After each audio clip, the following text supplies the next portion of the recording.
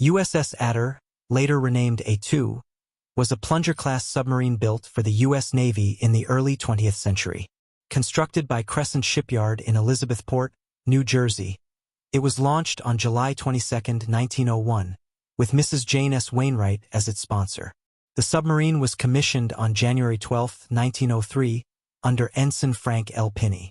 The plunger-class submarines were enhanced versions of the Holland class.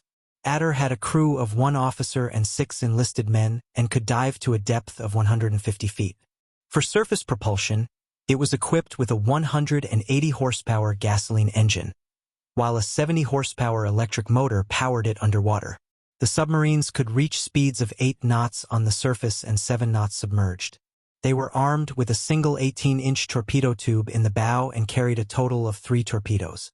After initial experimental duties at the Naval Torpedo Station in Newport, Adder was towed to the Norfolk Naval Shipyard in December 1903.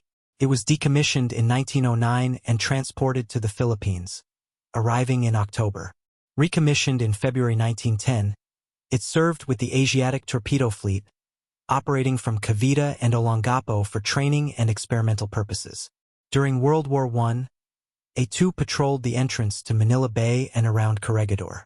Decommissioned on December 12, 1919, and renumbered SS-3 in 1920, A-2 was sunk as a target in January 1922 and struck from the Naval Vessel Register.